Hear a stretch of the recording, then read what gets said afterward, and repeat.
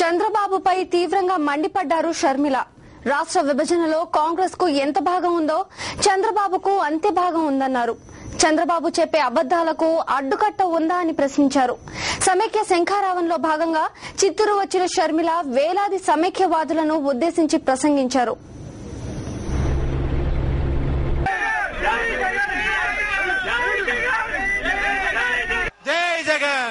సమైక్య శంఖారామంలో భాగంగా రెండో రోజు చిత్తూరు వచ్చిన షర్మిల టీడీపీ అధినేత చంద్రబాబుపై నిప్పులు చెరిగారు. రాష్ట్రం అగ్నిగుండం అవుతోన్నా చంద్రబాబులో చలనం లేదని విమర్శించారు. రాష్ట్ర విభజనకు ప్రధాన కారకుడు చంద్రబాబు అంటూ మండిపడ్డారు. బ్లాంక్ చెక్ ఇచ్చినట్లు తెలంగాణకు అనుకూలంగా చంద్రబాబు లేఖలు ఇచ్చారంటూ విమర్శించారు. రాష్ట్ర ప్రజలపై చంద్రబాబుకు ఎప్పుడూ ధ్యాస లేదన్నారు. తెలంగాణకు అనుకూలంగా చంద్రబాబు లేఖ ఇవ్వకపోతే కాంగ్రెస్ పార్టీ రాష్ట్ర విభజన చేసి ఉండేది కాదన్నారు. తాను రాజీనామా చేయలేదు, తన ఎమ్మెల్యేలు ఎంపీల చేత రాజీనామాలు చేయించడం లేదంటూ చంద్రబాబుపై మండిపడ్డారు.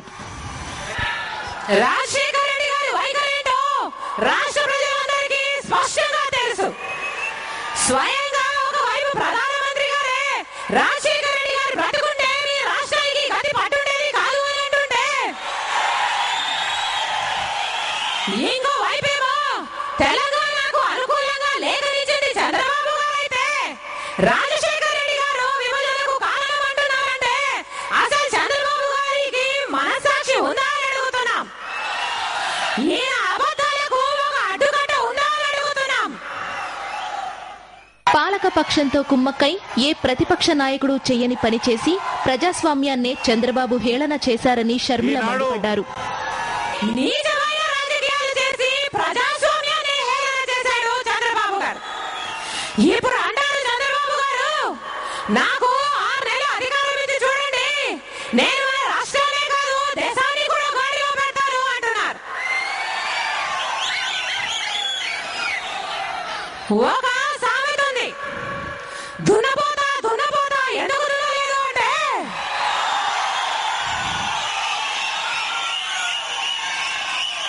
పగలు ఎండ రాత్రి చీకటి ఉందంట దున్నపోతు.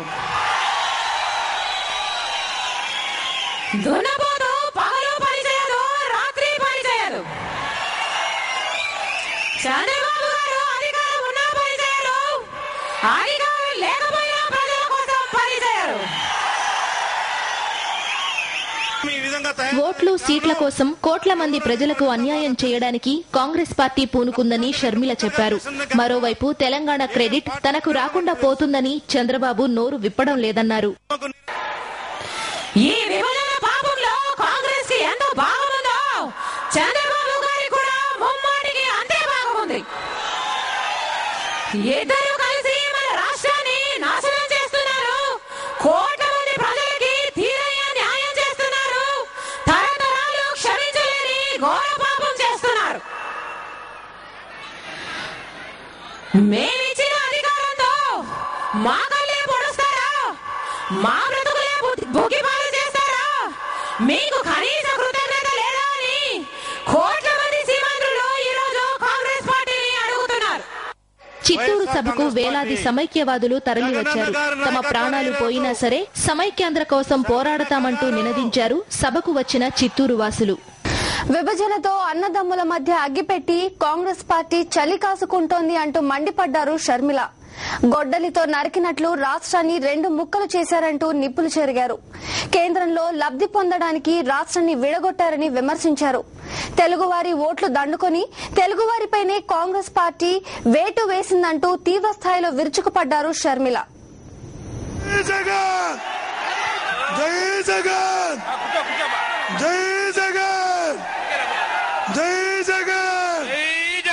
తెలుగువారి ఓట్లతో గద్దెపైన కూర్చొని తెలుగువారికే కాంగ్రెస్ పార్టీ వెన్నుపోటు పొడిచిందని మండిపడ్డారు షర్మిల. గతంలో మద్రాసును తీసుకున్నారు, ఇప్పుడు హైదరాబాద్ను కూడా దూరం చేస్తారంటూ నిప్పులు చెరిగారు. కొన్ని దశాబ్దాల పాటు కలిసికట్టుగా పనిచేస్తే హైదరాబాద్ అభివృద్ధి చెందిందని చెప్పారు. హైదరాబాదులో భాగం లేదు, వెళ్లిపోమ్మంటున్నారని, ఇది న్యాయమా అని కాంగ్రెస్ పార్టీని ప్రశ్నించారు. పరిశ్రమలు, ఉద్యోగాలు హైదరాబాదులో ఉన్నాయన్నారు. రాష్ట్రంలో చదువుకున్న ప్రతి విద్యార్థి మొట్టమొదటిగా చూసేది హైదరాబాద్ వైపే అన్నారు. అటువంటిది విద్యార్థులు ఉద్యోగాల కోసం ఎక్కడికి వెళ్లాలని ప్రశ్నించారు. 4 లక్షల కోట్లు ఇస్తాము, డబ్బంతా రాజధాని కట్టుకోవడానికి సరిపోతే ఇక సంక్షేమ పథకాలు ఎలా నడపాలి? ఎప్పటికీ కూడా రాష్ట్ర బడ్జెట్ లో కేవలం ఒక హైదరాబాద్ నుంచి వచ్చే ఆదాయము 50% పైన ఉంది. అలాంటిది ఒక్కసారిగా అంత ఆదాయం లేకపోతే రాకపోతే ఇక ఉద్యోగస్తులు జీతాలు ఎలా ఇవ్వాలి? ఫీజు రీయింబర్స్మెంట్ అయినా, ఆరోగ్యశ్రీ అయినా, బకాయిల పథకం అయినా, బియ్యమైనా, పెన్షన్లైనా ఇవ్వడానికి డబ్బు ఎక్కడి నుండి వస్తున్నాయి? ఏ మాత్రం ఆలోచన చేయకుండా పై బాబు ఒకరికి కింది బాబు ఒకరికి అని వేగొడితే సాగునీరు కాదు కదా, తాగునీరు కూడా తీకుంటారు. అలాంటిది ఇంత నీచానికి పూనుకుంది కాంగ్రెస్ పార్టీ. ఒక పక్కేమో కృష్ణ గోదావరి నీళ్ళు ఇవ్వరట, ఇంకో పక్కేమో రాజధాని కూడా ఇవ్వరట, సంక్షేమ పథకాలు నడుపుకునే దారి కూడా చూపరట, కానీ విభజన మటుకు చేస్తారట. అంటే ఇక్కడ ఉన్న ప్రజలు బ్రతకాలని మీ ఉద్దేశమా, లేక ఆత్మహత్యలు చేసుకుని చనిపోవాలని మీ ఉద్దేశమా? కేవలం మీ స్వార్థ రాజకీయాల కోసము సీమాంధ్రను ఒక వలగాడుకు చేస్తారా? కాంగ్రెస్ పార్టీని సూటిగా ప్రశ్నిస్తున్నాము. కాంగ్రెస్ పార్టీ కోట్ల మంది ప్రజలకు సమాధానం చెప్పాల్సిన అవసరం ఉంది. రాష్ట్రాన్ని అడ్డగోలుగా విభజించే అవకాశం ఉందని తెలియగానే వైఎస్ఆర్ కాంగ్రెస్ పార్టీకి చెందిన ప్రజా ప్రతినిధులు రాజీనామాలు చేసి తమ నిరసనను తెలియచేశారన్నారు. విభజనకు నిరసనగా ఎంతమంది కాంగ్రెస్ పార్టీ, టీడీపీ నేతలు రాజీనామాలు చేశారని ప్రశ్నించారు.